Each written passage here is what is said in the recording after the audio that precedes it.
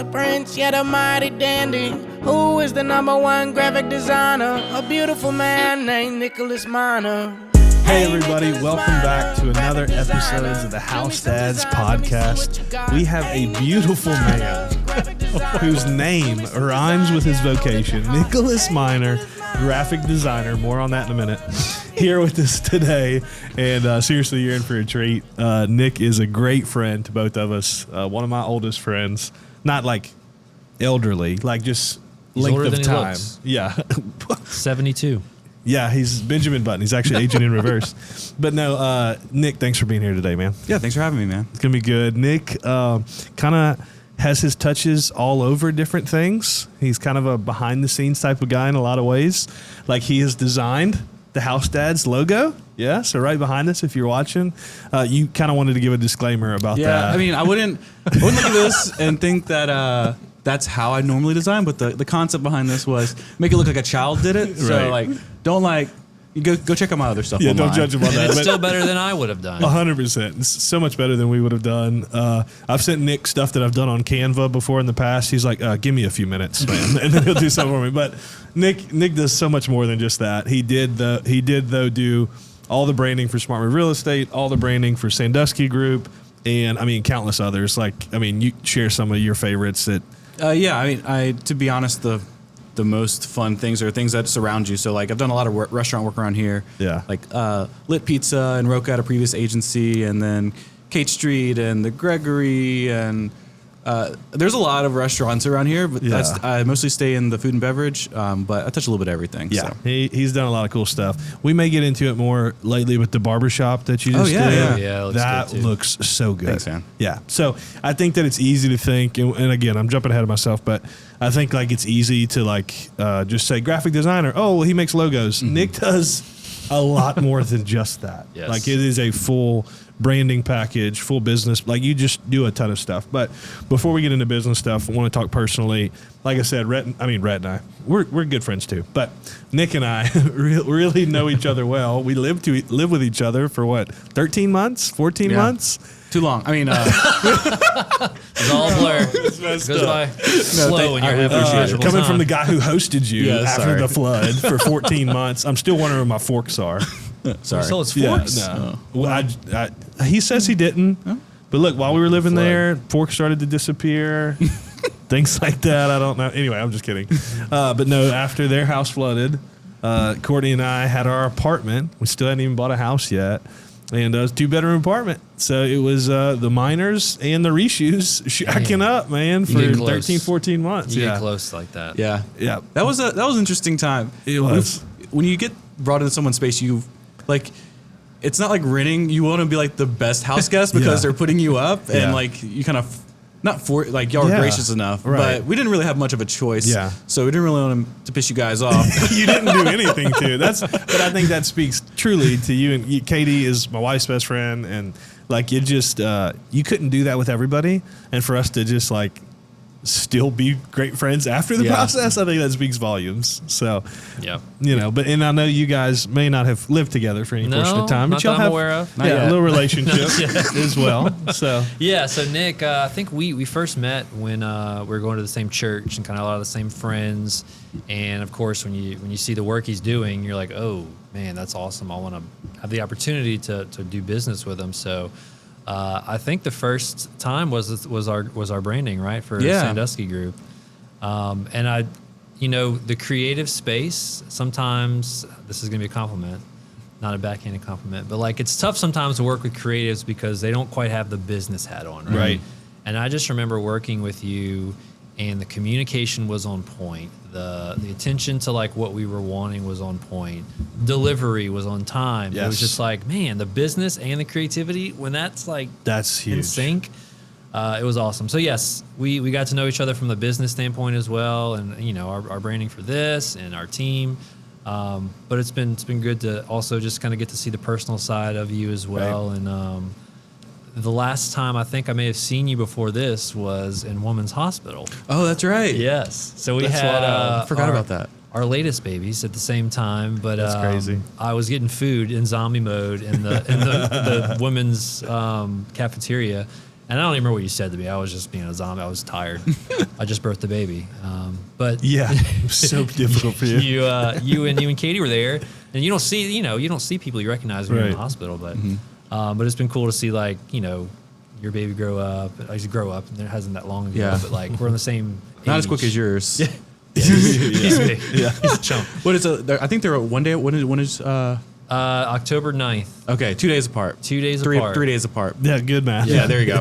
So- I'm an artist, not a exactly. not a Don't worry. I'm a mathematician. math guy. But yeah, man, it's been good to get to know you on multiple levels. But the audience doesn't know you. Right. A lot of them don't know you. Some of them may. But we want to give you the stage and the platform to kind of share a little bit about you, your upbringing, or we just said how this is kind of a hard question because you don't know where to start. But anywhere you feel is worth starting context-wise. But tell us who Nick Miner is. Yeah. So I'm a creative now. I used to tell people I wasn't super creative when I was young, but I think looking back, I could see it now. Yeah. Even though it wasn't like drawing or things like that. Right. I could still see that creative aspect. But my childhood's a little different than most people. It was kind of difficult, I guess you would say. My mom had some issues growing up, some addictions, and it led to me being passed around to different family members. And at the time, it was super confusing. I wasn't, as a kid, you kind of just want to be with your parents. Mm-hmm. And then she'd be like, "Oh, you're living with your aunt now. You're living with your grandpa. Oh, you're staying with these people now." It was really volatile, and it created a lot of trust issues for me growing up. And so it just made for a really rocky childhood. But looking back, I kind of count it as a blessing because most people have one role model to look after. Right. And I've got to see how multiple families lived, and it kind of gave me the option to be some people have hey, I want to be like my mom, or I don't want to be like my mom, or I want to be like my parents, I don't want to be like my parents. I got to see healthy relationships, unhealthy relationships, and kind of everything in between. That's cool. And it was Good cool to perspective. have different father figures and mother figures to kind of influence my life. Right. And so I think that even though it was difficult in the moment, I think it kind of set me up for success, or at least gave me a broader vision of what my future could look like. Yeah, it's not just one way or another. Yeah. You got the bits and pieces of what not to do and what to do from a Yeah. lot of different places. Yeah. And so I would say in elementary school, I moved with my aunt. Yeah. Got to live with my cousins for a while, which was fun. They were great. Provided a lot of stability for me. And then moved around, moved back with my mom, moved back around. I think I moved to 7 times in high school. It was crazy. Geographically, all kind of in the same place. Though. Yeah, yeah. Never big state moves, anything like that. Huh? Yeah, well, so we moved from Denham to Woodville, Mississippi, Gotcha. to Houston, back wow. to Gonzales area. Yeah, I gotcha. Then we moved around a few places there, Yeah. and then eventually in the end of 10th grade, I moved in with my grandpa for the summer back in Denham, and my parents my mom and her husband at the time said they were going to go move up to Montana. And I was tired of moving, Yeah. and I liked living with my grandfather, so I was like, hey, this is kind of where I want to stick, finish out high school, Yeah. if y'all are cool with that. Yeah. And they were, and it was a great break to be back with my friends, because I grew up in Denham, Right. so I kind of got to graduate with all my friends. Yeah. Yeah. And then my grandpa gave me a lot of freedom. I don't know if that was the best. I was in church. I was a good kid. Yeah. But I mean, high school kids are wild, and They don't know what they don't. yeah. So I was being a crazy high school kid. Yeah. But not like doing anything super crazy. Yeah. I was still in church. Yeah. A crazy church kid, which Yeah, yeah. sometimes is more crazy than normal kids. Different conversation. Yes. Yeah. You had good roots though. Yeah. Good foundation. Sure. Yeah. Yeah. Yeah. That's awesome, man. So Denham is where you graduated. Yeah. Where I graduated, went to LSU. So in high school in Denham, I guess this is kind of getting a little bit into career. No, it's good. But in Denham, they make you do a senior project where you kind of shadow a career for a portion of the year. And so at that time, I was kind of exploring web design and had my own T-shirt brand at the time because I was Yeah. working at this sign shop / screen print shop. And I kind of just decided to make graphic design my senior project. So I shadowed a graphic designer and kind of fell in love with not the job that I was at, but the process, Right. the idea of doing design and being creative for a living.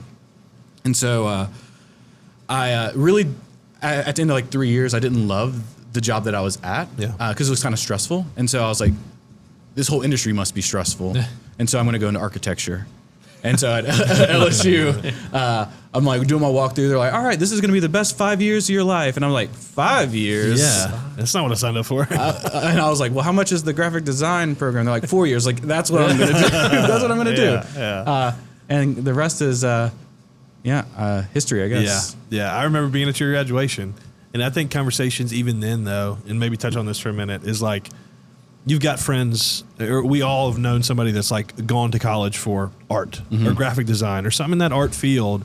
And it's kind of a running joke, like, oh, well, good luck getting a job. Right. So like, I don't know, that connection of, okay, but no, this is my passion. Like, I'm still going to do that and just figure it out. I'm sure you had moments of like, did I do the right thing or whatnot? I mean, maybe speak to that for a moment. Yeah, for sure. So, I think you're right. Especially, I look at my graduating class at LSU, and I'd say probably about a third of those people are doing like graphic design or some sort of art as a career, and the rest are like teaching, or they kind of went in a completely different direction. So it's not. I can see where you probably heard that from. But yeah, getting a job was pretty difficult outside of college. I remember I was being a caretaker during college. Which allowed me to kind of do some freelance for the church.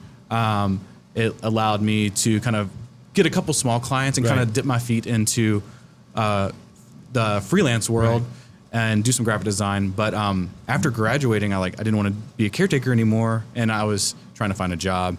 And it took me like a year and a half of like sending out my resumes and reaching out to people, and no one would hire me.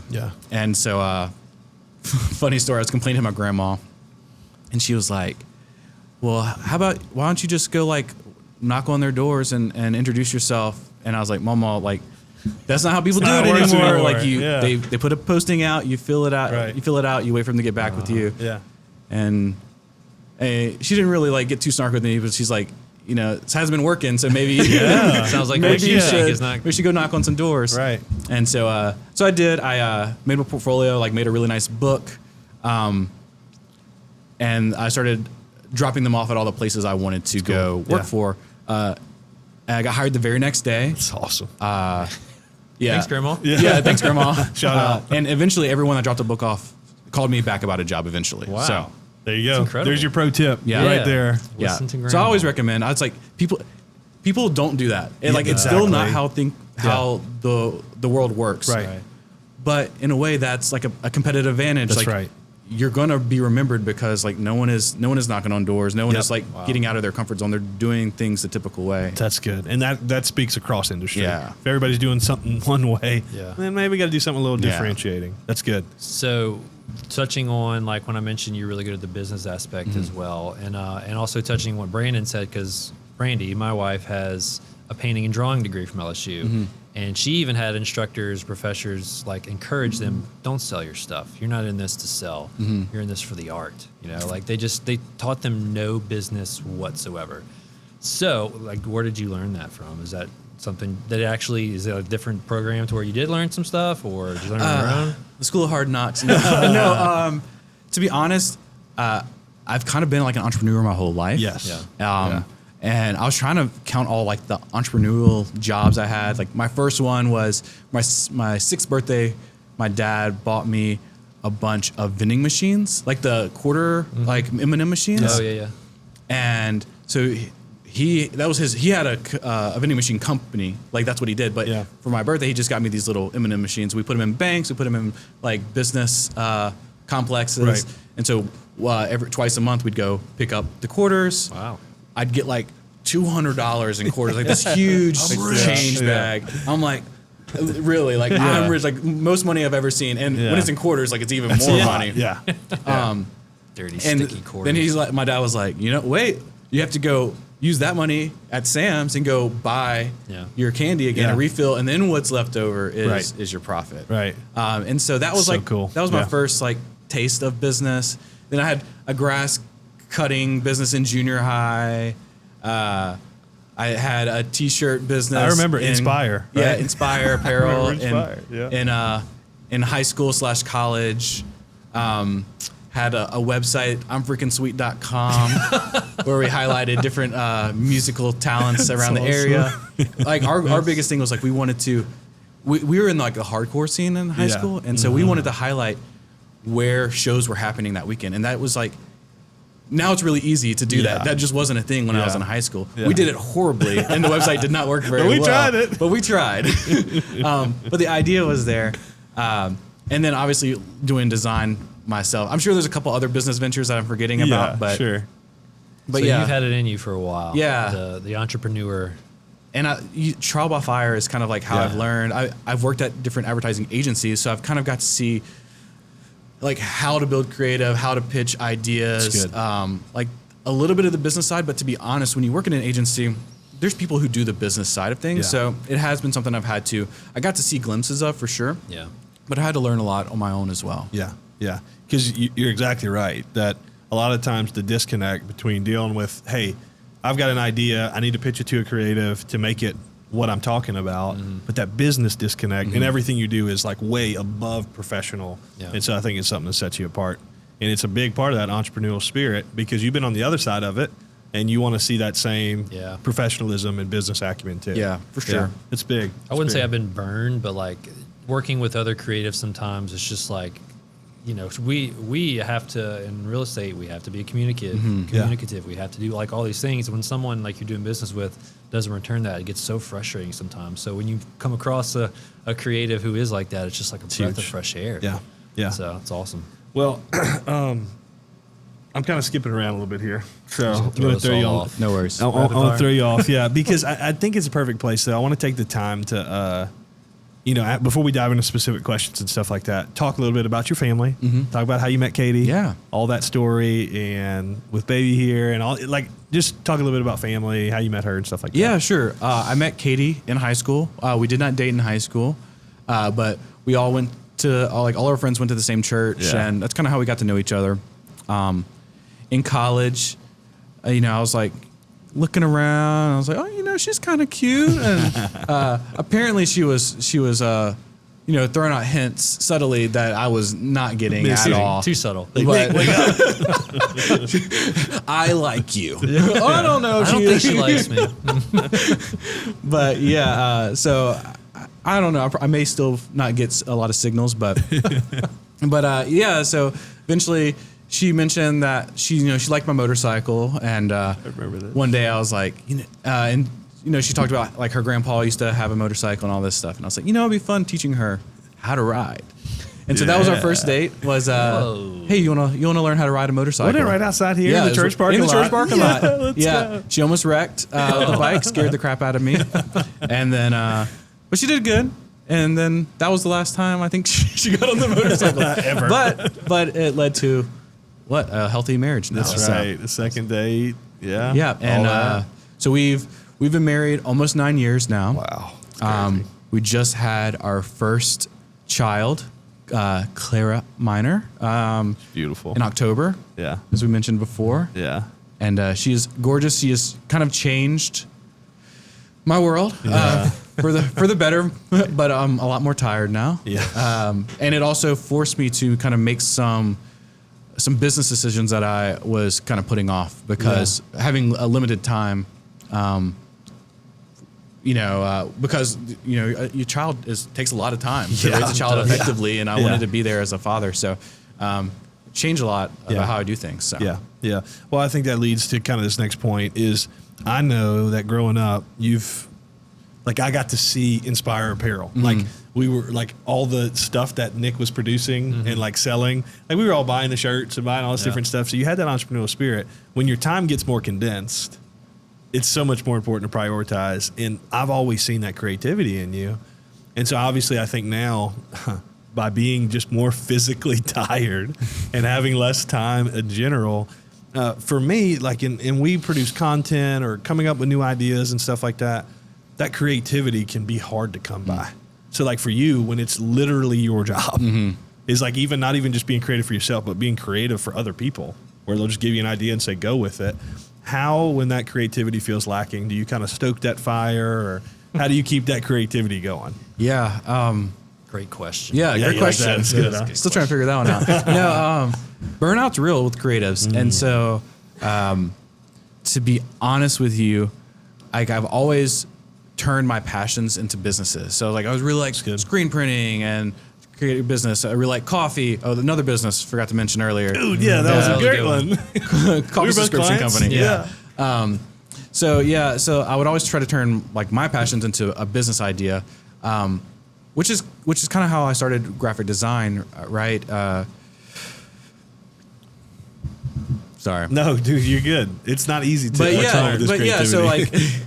so like just this past couple weeks, I've kind of ran into like this burnout because I've been working really, really hard, and just like getting up semi early, working hard, working late when I have to, and just like meeting deadlines. I think most of the burnout comes from like the client management side of things, Right. And being creative, like it's fun for me. Lots of times it is challenging, especially when it comes to brand. Like my job has two aspects, right? We have like branding, which is, coming up with something from scratch. And then we have some things that are more production. Like someone has a brand and you need them to expand. So that stuff's easier creatively. Right. Yeah. But like I'm helping a new restaurant this week. We're kicking off a new brand that's going to be in Alabama. It's going to be really great. But now I'm having to kind of start from ground one and kind of, I got to kick myself in the butt to kind of figure out, what does this look like, Right. and how to staying creative is rather difficult, but I kind of fill myself with other inspiration. So surround myself with people that are creative and try to learn as much as I can. Yeah, that's And good. I'm sure not everybody is like gives you the same vision. Like they may not be good at saying, "Oh, we want it to look like this." Some are like, "I don't know anything, just do it." And some are probably a little more particular, like, "This is my vision. This is kind of like what I want." Man, it's funny that you mentioned that. It's hard pulling out what someone wants when they don't know how to explain it. Yeah. And I think there's two people. There's people that are like over-invested, and there's people who are under-invested in what their business looks like. And so I have a questionnaire that I send out at the beginning of a branding process. I don't think I was doing it whenever I did yours, but I was doing it when I worked on Sandusky Group.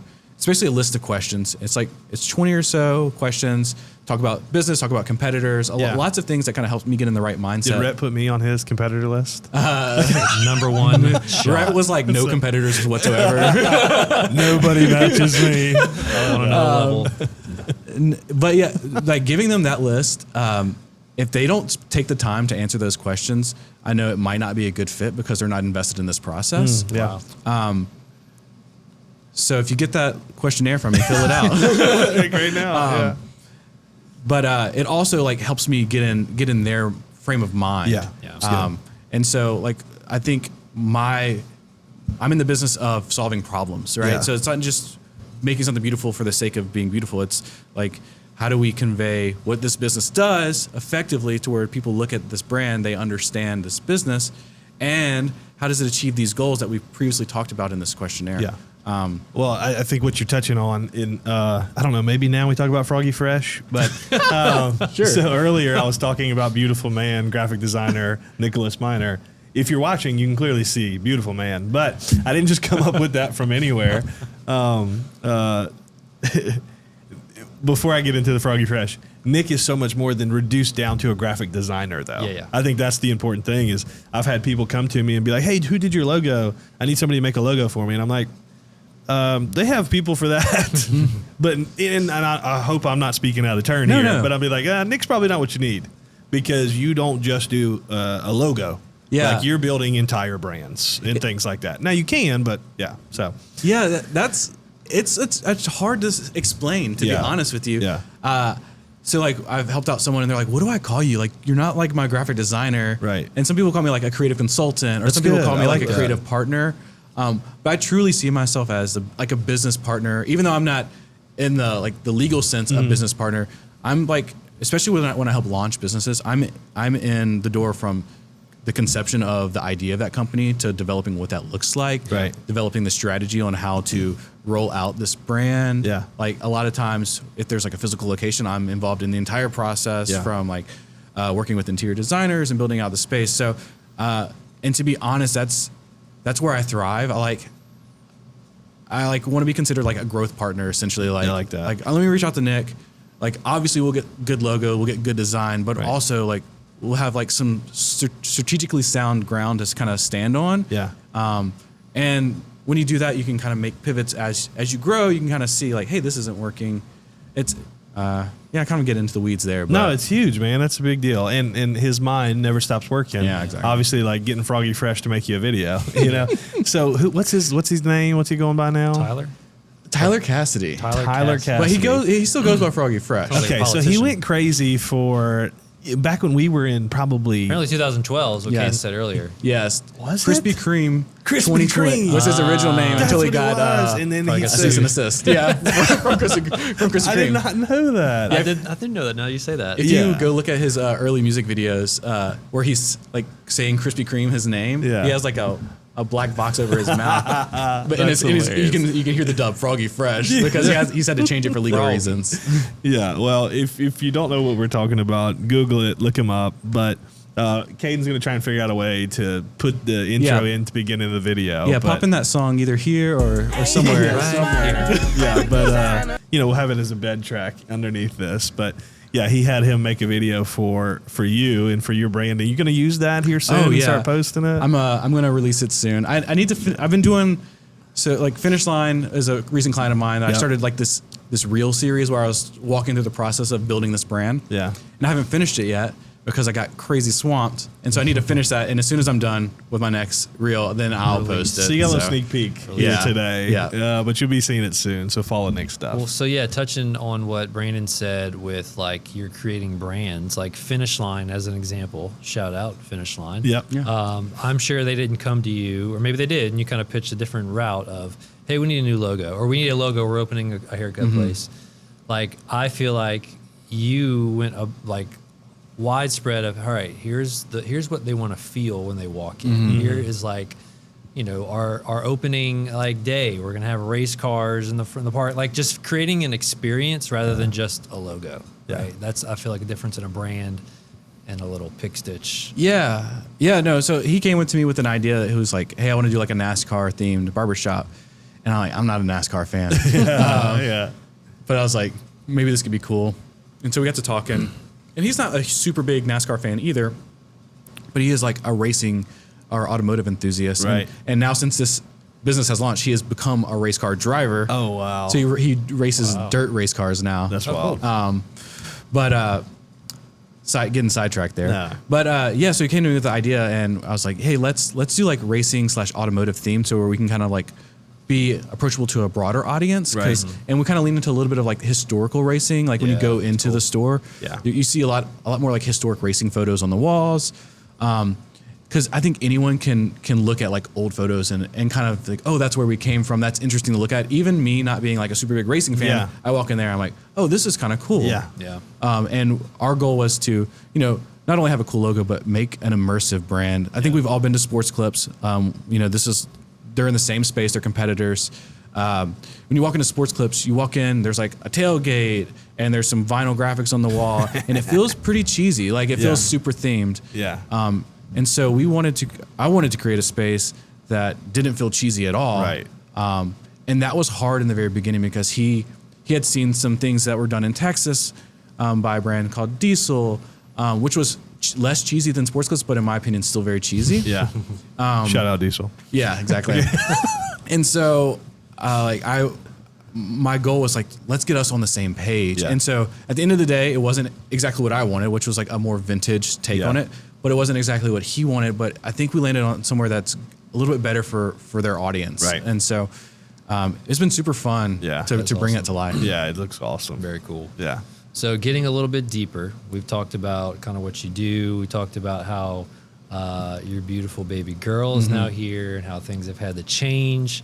And we're big on the podcast on, we want to do well in every aspect of our life. Family, business, friendships, marriage, whatever.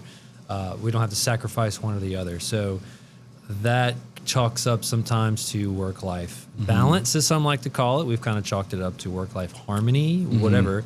But I guess speak a little bit about what that looks like for you in the sense of balancing family now, baby now, work. Yeah. You mentioned changes you've had to make, but anything like that. Yeah. So like I'm a workhorse. Like I will. Yeah. I'll do what I need to do to get something done. I'm like, my biggest thing is like, I'm a man of my word. And so like, if I tell you I'm going to get you something, you're going to get it. And if not, I'll let you know well beforehand, kind of thing. And so that being said, I had, I guess would it be a little over a year ago, I was doing 3 jobs at once. Oof. You know, I had a full-time job at an advertising agency as an art director, working 40 hours a week. I was running a coffee subscription company, working another probably 60 hours a month, doing everything from social media to order fulfillment to, you know, customer management, all that fun stuff. And then I was also running Minor Design Co., my graphic design business. And so it got so stressful to where I had to reach out to my doctor for some medication to kind of help with the stress. I was having panic attacks. Yeah. It was a lot. There's a lot going on. And so I decided to shut down Curate for my mental health, and also just wasn't profitable. Like I looked at all the things, and we were profiting a couple $100 a month. Right. And for all the stress, we built it like knowing that if we scaled it, it would be super profitable. Could be, yeah. We just weren't scaling at the rate that I wanted to. Yeah. I could have stuck with it for another year. We had plenty of like materials to keep it rolling, but I just needed the But at what the cost? Break. Yeah, exactly. Yeah. Like I could have broke even, which, you know, we definitely came out in the red on that whole business venture. Yeah. But it just wasn't worth it for my time. Yeah. And then I was down to 2 jobs, which was a little better. Right. And then we found out Katie was pregnant, which we're super excited about 1 month after shutting down Curate, which like was a godsend. Yeah. Because I cannot imagine like the stress of about to have a baby and 3 jobs. Right. So once Clara got here, like I was still, I say working 2 full-time jobs. And what I mean by that is I have 40 hours a week. And so you can ask Katie about, I was just waking up before work, putting in 2 hours, driving into Baton Rouge, working, you know, my shift there, driving home, eating dinner, and then working till 12 or midnight. Yeah. Or 12 or midnight, like 12 to 2 a.m. Yeah. Most nights. Worked every single weekend for as long as I can remember. Yeah. And did really well. I mean, like I was making more money at my business than I was at my full-time salary job, which I was getting paid really well there too. And so once Clara got here, I realized that this was not sustainable. Yeah. And I needed to be more present with my family. That's good. And so I talked to Katie. I was like, hey, look, you know, my freelance business is doing well. I think there's a little more upside on that business. Yeah. Potentially. It will be harder. I understand that, you know, losing 401k, health insurance, like all the things all the security that comes with working for someone else. But it was a risk that we were willing to take. And so we did it smartly, right? You know, we saved money. And so we got a nice cushion. So it wasn't like a super big risk, Sure. Yeah. but just a big change for sure. Yeah. And to be honest, has been the best change so far. Yeah. I've worked a little bit on like a weekend here or there, but like for the most part, I remember like the very first week, I was like, it was Sunday night, and I was like, Katie, you realize I haven't worked at all this weekend? Like, not at all. I didn't pick up my computer. Yeah. Awesome. And we even went to her family's house, which shows you, like, even when I was on vacation with family, I would be working. Yeah. And I heard her mom say, he hasn't picked up his computer once since y'all have been here, which is a huge change for me. That's good. Which has been super great. I will say, like, it hasn't been 40-hour weeks. It's been, you know, 50 to 60-hour weeks, sometimes working late. These last few weeks have been kind of crazy. But in general, a big change, a lot more family time. Yeah. Well, what I'm hearing you say is you had to kind of consider, what am I going to invest in long term? Mm-hmm. Like, we can keep burning the candle from both ends at work, but then your family's not going to get the best of you. Yeah. Same thing happened with Curate. It's like, I can keep investing in all this financially, but again, at what cost? Mm-hmm. And so I'm excited to see, because you're going to be able to be more efficient with even the business. And so, like you said, it's just that top end potential is a lot greater. Yeah. Than, you know, you lose some of the security for sure, but it's going to be a risk reward thing where a whole lot more rewards come from it too. Yeah, So. it's been great. Yeah. Well, I think that flows perfectly into the next thing. And you were talking about how you had just talked to LSU. Did you talk to a specific class over there? Or I talked to they have like a marketing department, so they just Gotcha. kind of invited anyone in marketing. Yeah, to well, come. we've done a whole episode on this about how if you embrace change, or if you want to embrace change, you got to embrace uncomfortable situations. And so obviously that's a big uncomfortable one, going from a secure income to totally just self-employed. So what would you say for a little bit about why embracing that uncomfort is so important? Yeah, I think that embracing discomfort has been like a theme in my life. And so from even as like a child having this uncomfortable childhood to like my very first agency job, I loved it. But there was like a no freelance policy there. And I was doing really cool work. I had really cool coworkers. I really loved everything about it. But like part of me wanted something more, or at least wanted the potential to have something more. And so I left that job I just got a job just to get out of there essentially. And so I took an uncomfortable job. I took a title decrease at my new job, and got a little uncomfortable for a while as I tried to grow myself. And I think even like leaving my most recent agency, again, it was like family there, and you're giving up a lot. And I guess I would really recommend anyone like take a look at what you want long term, and chances are you're going to have to get a little uncomfortable. And make some uncomfortable choices or decisions to make that happen. And so like my talk was just basically encouraging those students to get out of your comfort zone, you know, go talk to people that you wouldn't normally talk to, ask questions. You know, I think most people's dreams and like the goals they want to achieve lies just outside of like what they're comfortable doing. It's good. Yeah, that's huge. I think we've talked about it a lot too, that when you look back at things that you may regret, we probably regret the regrets of inaction more than even what we did. And so it's like those moments where it's like, I stuck around too long at that job when I should have left and try to make that extra, even though it was uncomfortable, try and did that. Or, you know, I didn't take that jump when I needed to. Whatever it is, it's that thing that like, oh, you should have done, but it was scary and it was risky, but it was probably worth it if you take the lead. And that's the same thing with like Curate, my coffee business was, like it's something that I wanted to do, and looking back, we lost a lot of money, lost a lot of probably years of my life from stress. But the feeling I would feel if I didn't pursue that idea would haunt me. And so like, I'm glad I took the risk. I'm glad I did that. It didn't work out, but I learned a lot from it. It opened a lot of doors for me. And there's something to be said for that. I saw this today on Instagram. It's like this visual hustle page on Instagram, and it has this line chart. And it had like, if you win, it's way up. If you lose, it's still up. But if you don't try, it's just down.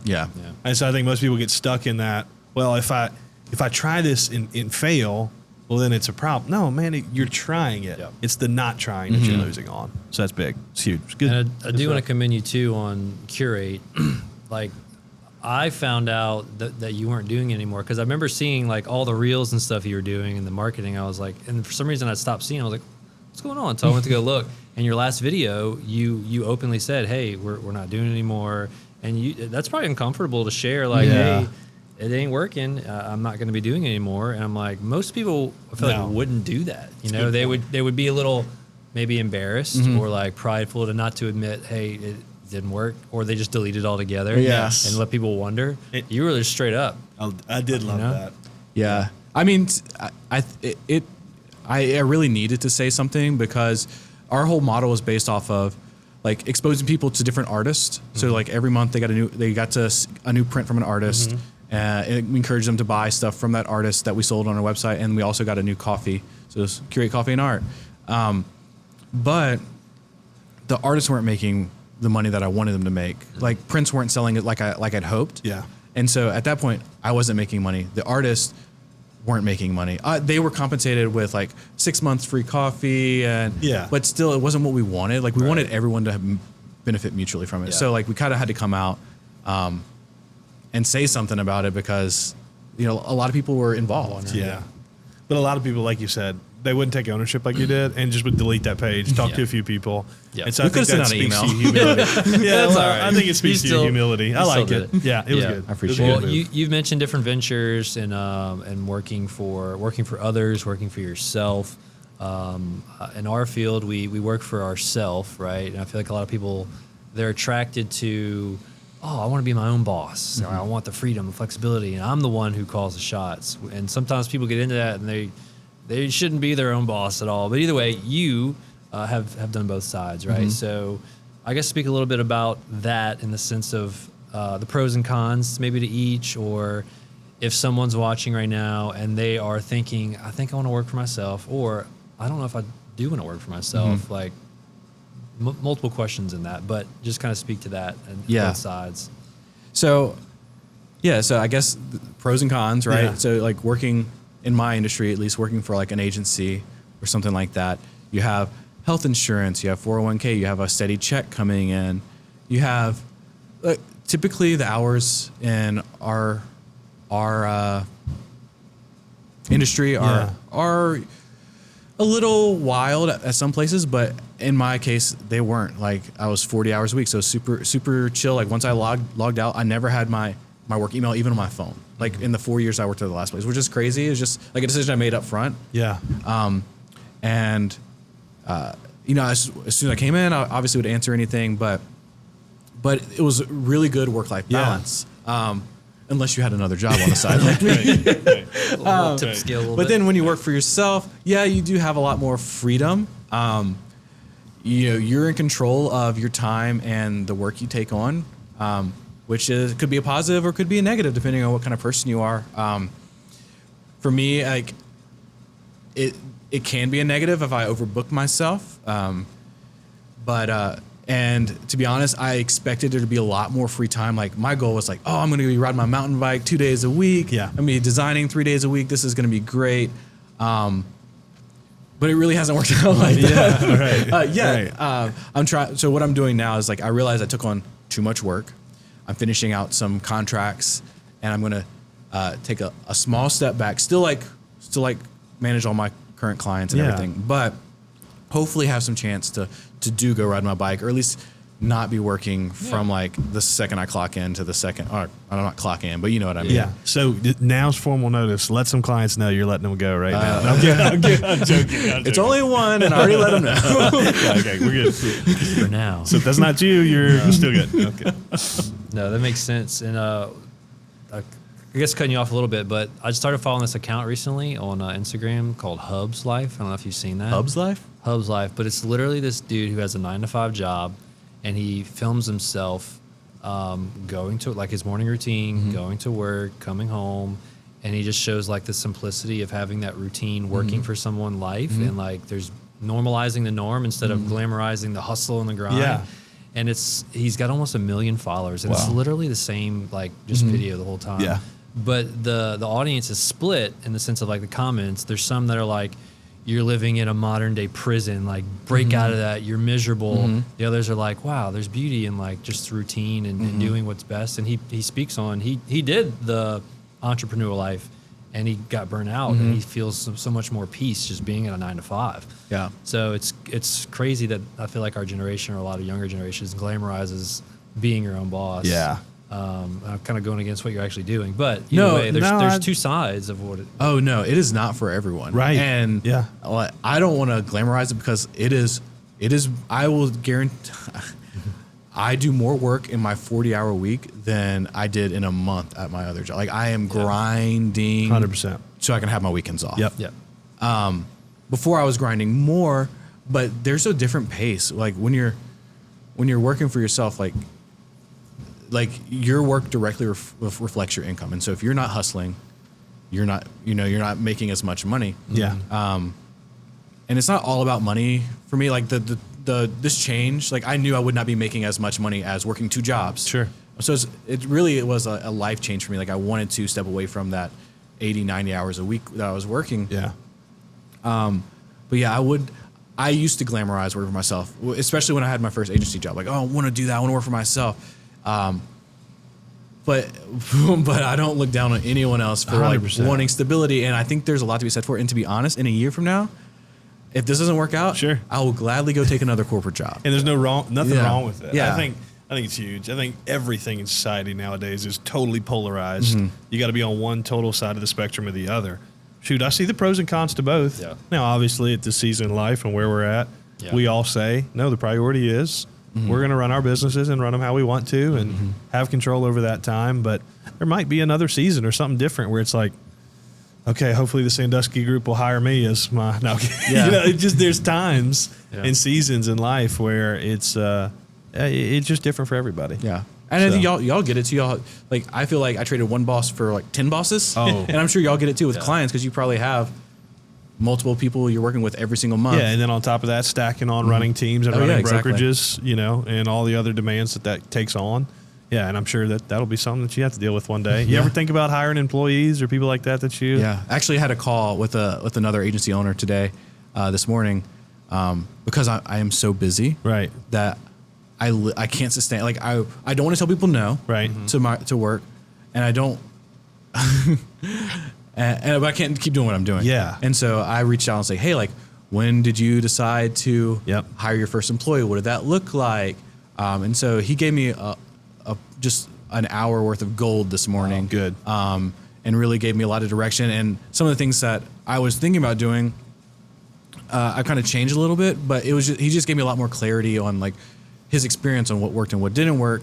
And I think if I do decide to hire someone, it will kind of fill that void of like just being by yourself. Cause I really do Yeah. miss Yeah. like my coworkers. Yeah, Like the collaborative environment. Yeah. Yeah. That's one hard thing. That's a like, good point. I feel like you're working really hard, like in a mine shaft or in a Yeah. silo or whatever. Well, I think it's huge. It's a big transition that we talk about as real estate agents, but for anybody in the business, especially though when it's your business, like you're selling yourself and you are as well, you worry about hiring somebody. Like, okay, well now I'm like, am I devaluing the product or the service that we offer? So that's a tough decision. But you seem really in tune of like noticing what's working for you and what's not. Like you're quick to respond. You're not gonna be like, all right, let's just give this another 5 years and see how miserable I can get. You're Yeah. like, all right, this is not working. Let's cut it off and let's good. shift. You know? Yeah. And so I've been doing this 3 months now, and you're right. Like I've had to make some decisions. Like, hey, like this client isn't working out. Like this is going to have to stop. Like also when to be honest, when I started this, I was like, I just want to work for myself for a year. I don't want to hire on anyone else. Yeah. And I thought I was going to do that for a year, and it's looking like that might not be. Yeah. The I don't know. Well, I'm you may figuring have it to out as I pivot. go. Well, I think that might speak to like you were talking about taking perspective from when you're younger. Like you were used to things not being the same. You're used to a lot of change, and so I think you're kind of geared towards that now. Yeah. Too. So that's good, man. Well, I mean, we've covered a lot already, but as we start to kind of wrap things up, get some rapid fire, any things you learned over the last year or two, or however long that you'd like to share to kind of leave with the audience? Yeah. So this is not super work related at first. No, but, hey, man, it's but, all life. I'll tell you a little story that kind of leads up to this. So, in college, I like extreme sports. So I used to BMX. I used to skateboard. Now I mountain bike. But in college, I picked up surfing. Was not great at it. And obviously in Louisiana, if you know, there's nowhere to surf around here. No. And so I would go to Pensacola pretty regularly to surf there. And wasn't super good at it, and self-taught. Watched a lot of YouTube videos. And so when me and Katie went on our honeymoon, we went to Mexico, and there was a guy that was like renting out surfboards out by the beach, and I was like, heck yeah. Let's go. And so I got out there and got completely trashed by the waves. Like I didn't know the environment. Yeah. It was a longboard, which is what I was used to using, but I was unpracticed. And so most recently we went on. It was a bad experience, to say the least. I wore myself out, caught zero waves, and was just like out in the ocean, just getting like trashed smoked. and wore out. And so we went to Costa Rica recently, and booked the same thing. I did the same thing. I booked a surf experience, and the guy was like, "Hey, have you ever surfed before?" I said, "Yes, but teach me like I've never seen a surfboard before. Yeah. Like start from the basics." And so that is something that I've like incorporated in my life. Yeah. Like going somewhere, I used to want to be prideful and tell people like I got to figure it out, or like I understand that, or yeah, I've been here before. Like no, like let's just start like explain to me there. I may know a good bit, but like I would like to learn more. And I think good. being open to learning from other people that may not, even if you feel like you're more skilled or like better off than that person, I still go in from like a student's perspective. It's great. Like teach me what you know, and hopefully I can build and learn, because for a while I was super prideful. And I think that relates to business as well. Like I thought I had it figured out, and now I will go into like a meeting and be like, tell me what you know. Yeah. Like I could be messing this up. I love that. That's awesome. That's really good, man. I'm gonna That's show my really good. 6-year-old that clip because she wants to do everything right away. I'm like, look, you gotta learn. Listen to what Nick says. You gotta learn it first. Didn't you drive to Mississippi to buy a surfboard at like 2 a.m. one night or something like that? Oh yeah, my first surfboard was Pensacola. Yeah, okay. But yeah, I was I saw it on Craigslist. If you don't know where Pensacola is, it's like 4 hours away.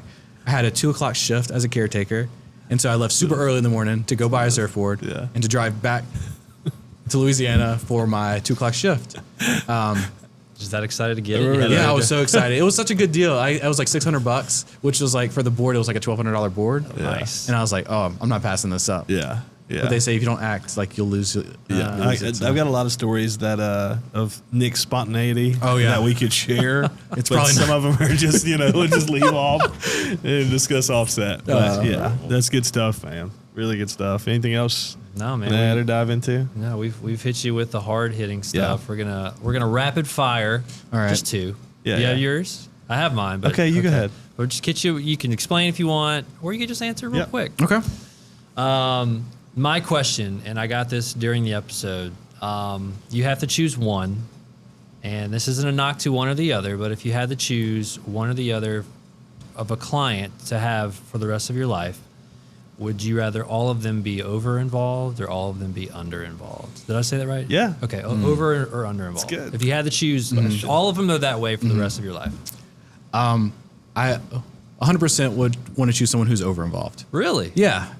Like I want someone invested in their business and invested in this process. I like it. And I think that even though it is a little more difficult sometimes to work with those people, I feel like you reach like a good business goal at the end of it, where someone's just like, oh, you take care of it.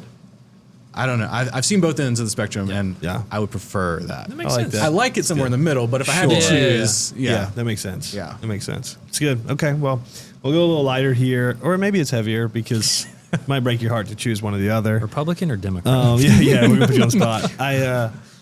I'm gonna make you choose between two of your loves. Okay. We're not gonna put family at stake or anything like that. I wouldn't do that to Katie, because if I put Katie in here, it still may be a tough choice. For the rest of your life, you can no longer drink coffee, or no longer do any kind. I know right now mountain biking is your thing. No kind of action sports. I'd give up coffee in a heartbeat. Really? Yeah. I love coffee. I know. That's what I'm I saying. spend a lot of money on coffee. Yeah. I spend a lot of money on sports too. Yeah. No, So- man. Do mountain bike or like any right Yeah. now mountain biking is Right. like my stress relief. Yeah. Like it's what I get out. I tell people that it really provides a space to clear your mind, because you're going pretty fast and there's obstacles in the way, and you can't really focus on what's going else in your life. You have to focus on this rock or Right this there. root Yeah. or this sand pit that's right in front of you. Yeah. Because if you're not focused on that, you're gonna eat it. Yeah. And so it really like takes out all the distractions of the world. Yeah, that's cool. Now that I've gotten a little better, if I'm not like Yeah. pushing hard, then Yeah. my mind will stray. But if Sure. I'm like grinding, then Yeah. then it's super fun. And obviously, just exercising in general is a stress reliever. So Yes. like, it's a mental break. It's a stress relief. I get to hang out with friends. Yeah. Made a lot of new friends Yeah. mountain biking. So I love that. I love that. You're not gonna catch me on a bike. I don't know why, dude. I can't bike well anymore. We took bikes like around Rosemary, and we're pulling around the kids and stuff. Maybe I just need different. Just need to be uncomfortable. I probably. Yeah, you know gotta what? embrace discomfort. You're right, I do So you need know to. what we got to do is like I have 2 bikes now, Yeah. so you have to come Set out. yourself But you got up. to set something like how many shares on this podcast. I like that. And Deal. then Brandon will go out and we'll get do on it a mountain again. bike. For sure. We can Okay. do that. I'm in. What's the What's- bar? what's the bar? Share. Are we doing shares? We're doing likes. What views? We gotta do views. Okay, I do views. So if we get Or over, how about we know that they listened. So if you get like what is it, like 30 people to comment mountain bike. 30. Let's do comments. 30 people to comment mountain bike on the original post of Okay. us announcing this episode. Done. On Instagram and Facebook? All right, y'all make the decision. I'm good with that. Okay. So if at least 30 people, you heard Yeah, it. You let's heard it here go. first. And only Instagram and Facebook, our announcement post, if you comment mountain bike, you're more than 30. I'm going mountain biking. Brandon has to go mountain bike. That'd be tight. We'll get some good videos. It's going to be hot soon, so Brandon is going to sweat. Nice. I've been working out, but there ain't nothing like a bike workout. I might make just 30 accounts just to. to get me out there. Nick Miner 1. Nick Humble Miner me 2. real quick. Like, who is this dude? Just over and over and over and over again. I'm excited, dude. That's awesome. But hey, seriously, thank you for coming on, man. I love you and Katie so much, and you guys have been great friends to us for so long. And to see your family grow and your business grow and everything you're doing that you do well, I'm just proud to be your friend and proud of what you're involved with. So, if you guys, he's pretty exclusive, but I don't want that to let we don't want to let anybody who could be a potential client reach out to you. Yeah, right? reach out if you really want to grow your business and you want to, you have a little bit of money to invest in it. Like, we'll figure it out. Yeah, a little bit of money, like $5. Yeah. for hire. He is very cheap. Yeah, $5. And again, don't look at this logo behind us. He did do that, but Yes. go look at Smart Move. Go look at the Sandusky Group. Yeah. Roca, have you heard of Apple? We have too. He has not done that one. I've He's done other not stuff. worked with Apple, but I have eaten apples. Coca-Cola? Not them either. Yeah. Sweet. Yeah, man, we appreciate you coming. Hope everybody sees that he is more than just a logo designer or just a designer. More than just a beautiful man. He is a beautiful man as well, and we're honored you gave us some of your time. Yeah, thanks for having me. This has been fun. You know it. Go comment mountain bike, like on social media, all this stuff. Appreciate you watching. See you next time.